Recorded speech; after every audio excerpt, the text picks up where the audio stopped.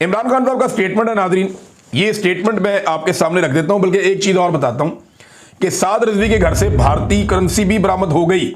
ये साद रिजवी के घर से ना रॉकेट लॉन्चर भी मिलेंगे, इसके घर से जो है खुद कुछ जैकेटें भी मिलेंगी, इसके घर से अब जो है ना वो आपको एटम बम की यूरेनियम भी मिलेगी, इसके घर से आपको बड़ी अजीब अजीब चीजें मिलेंगी। ये पुराना खेल है पाकिस्तान में।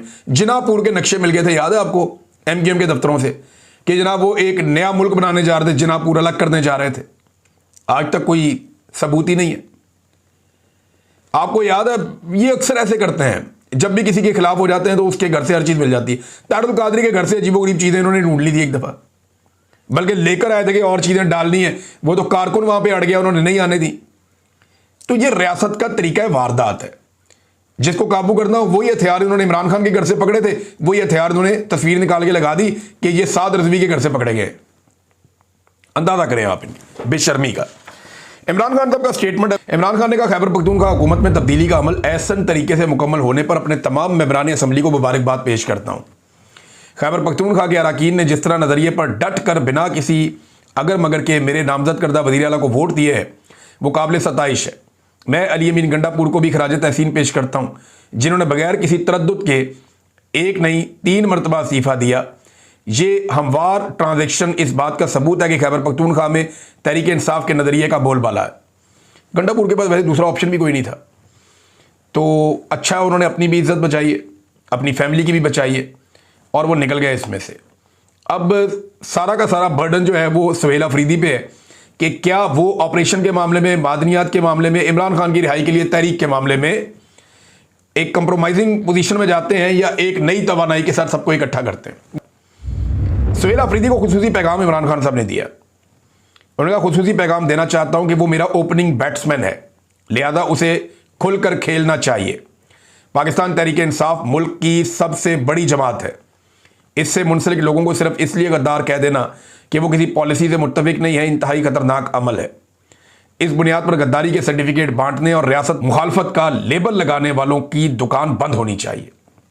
ये टाउट रोजाना बैठ जाते हैं ना बेचारे। टाउटों को एक बात समझनी चाहिए कि एस्टेब्लिशमेंट में अब अवाम के खिलाफ खड़े होने का वो दमखम नहीं रहा। अब एस्टेब्लिशमेंट का बयानिया नहीं बिकता। अब जैसा वो चाहते हैं वैसा स्याह और सफेद नहीं होता। अब फैसले इनकी मर्जी के खिलाफ भी होते हैं। लिहाजा एहतियात करें, एहतियात का दामन थाम ले, वरना रोजाना बेइज्जती होगी, रोजाना मुंह काला हो जाएगा। वहां किसी बेचारे छोटे मोटे ऑफिसर की बात सुन के बाहर निकल के रोला डाल देते हैं, ऐ नहीं होना, ये नहीं हो सकता, मेरा नाम बदल देना, मैं पूरी कौम से माफी मांगूंगा, मैं जमीन पे लकीरें लगाऊंगा। वो अजीब अजीब दावे कर देते हैं। बाद में एस्टेब्लिशमेंट की मंजी ठुकती है, साथ इनकी भी ठुक जाती है। फिर इमरान खान ने कहा, बतौर सियासतदान ऐसी किसी भी पॉलिसी पर तनकीद करना मेरा हक है जो अवाम के मुफाद, मुल्क की सालमियत और जमहूरियत के खिलाफ हो। ऐसी हर पॉलिसी की मुखालफत की है और करता रहूंगा जो मुल्की मुफाद के खिलाफ हो। खैबर पख्तूनख्वा में अवाम ने हमें मैंडेट दिया और हम DGISPR को नहीं, खैबर पख्तूनख्वा की अवाम को जवाब दें। इसलिए हम पाकिस्तान और सूबे की अवाम के मफाद के खिलाफ कभी नहीं जाएंगे। मेरी फौज से कोई दुश्मनी नहीं है, फौज भी मेरी है, मुल्क भी मेरा है और अवाम भी मेरी है। मेरे अपने खानदान के कई लोग फौज से ताल्लुक रखते हैं। 1965 की जंग में हमारे जमान पार्क में 8 में से 7 घरों में मेरे खानदान के लोग फौज में थे और मुल्क का दिफा कर रहे थे। मुझे अफसोस होता है जब दहशतगर्दी की जंग में फौज के सिपाहियों का खून बहता है, मगर इसके बावजूद बदअमनी कायम रहती है और दोनों तरफ हमारे लोग मारे जाते हैं। तारीख से साबित है कि सिर्फ मिलिट्री ऑपरेशन दहशतगर्दी का हल नहीं है।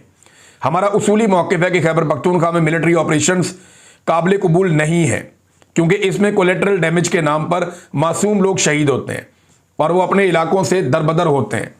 कई दहाइयों से बड़े बड़े ऑपरेशन करके दहशतगर्दी खत्म करने की कोशिश में है, मगर ये नासूर खत्म नहीं हो रहा। हर साल बहुत सा कीमती खून बह जाता है। कभी फौज और पुलिस फोर्सेस के एहलकारों की शहादतें होती हैं, तो कभी मासूम शहरी दहशतगर्दी के वाकयात में जान की बाजी हार जाते हैं। हमेशा कहा कि दहशतगर्दी के मुकम्मल खात्मे के लिए बंद कमरों के फैसलों के बजाय एक मुअस्सर सियासी बसीरत पर मबनी जामे हिकमत अमली की ज़रूरत है। सियासी नुमाइंदों और खैबर पख्तूनख्वा हुकूमत की मौजूदगी और मुशावरत के बगैर बनाई गई कोई भी पॉलिसी काबिल कबूल नहीं है। दहशतगर्दी के खिलाफ पॉलिसी बनाते हुए तमाम अहम स्टेक होल्डर से बात की जाए, चाहे वो मकामी कबाइल हो या खैबर पख्तूनख्वा की हुकूमत, वफाकी हुकूमत या अफगान हुकूमत। अफगानिस्तान के साथ बातचीत के बगैर दहशतगर्दी के मसले का हल नहीं हो सकता। इमरान खान ने जब उन्हें बताया गया कि 2 ऑफिसर्स और 11 फौजी शहीद हुए तो इमरान खान साहब उठकर खड़े हो गए और उन्होंने कई मरतबा कहा कि अफगानिस्तान से बात करो, अफगानिस्तान के साथ बात करो। खैबर पख्तूनख्वा की नई हुकूमत को एक मरतबा फिर से हिदायत करता हूं कि दहशतगर्दी के खिलाफ तमाम फरीकैन के साथ बात करके मौसर और जामे हिकमत अमली बनाएं ताकि सूबे में मौसर और देर पा अमन कायम हो और नतीजतन मईशत बहाल हो। हर जमहूरी मुआशरे में अवाम को एहतजाज का हक हासिल होता है। निहत्ते लोगों पर तशद्दुद करना और सीधी गोलियां चलाना किसी तौर काबिल कबूल नहीं है। तहरीक लब्बैक के साथ जो जुल्म हुआ, तहरीक इंसाफ 3 साल से यही जुल्म बर्दाश्त कर रही है। 26 नवंबर को डी चौक में भी ऐसे ही खून की होली खेली गई जब हमारे निहत्ते कारकुनों पर स्नाइपर से गोलियां चलवाई गईं। मैं मुरीद के किसाने में बेईमाना तशद्दुद और निहत्ती अवाम को गोलियां मारने की पुरजोर मजम्मत करता हूं। यह जनाब इमरान खान साहब का स्टेटमेंट है।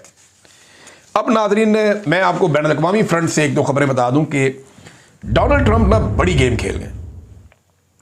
लेकिन पहले शहबाज शरीफ साहब ने वो जिल्लत समेटी है वहां डोनाल्ड ट्रंप की, जैसे उन्होंने तारीफें की कि डोनाल्ड ट्रंप ने कहा जी, अंदर गल्लां कीतियां ने ना, इधर भी करो, जरा आ जाओ।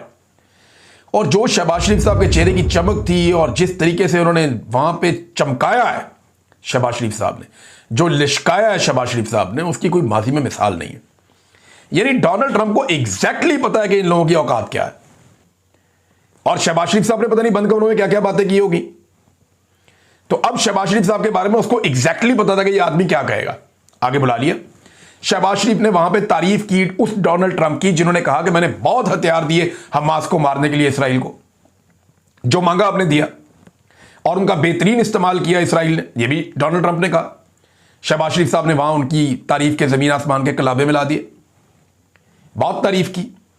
बरतानवी वजीर आजम को मौका नहीं मिला यह वाला। अब बरतानवी वजीर आजम का जो स्टेटमेंट है वो इससे मुख्तलिफ है और जो एक स्टेटमेंट स्पेन से आया वो भी बड़ा इंटरेस्टिंग है।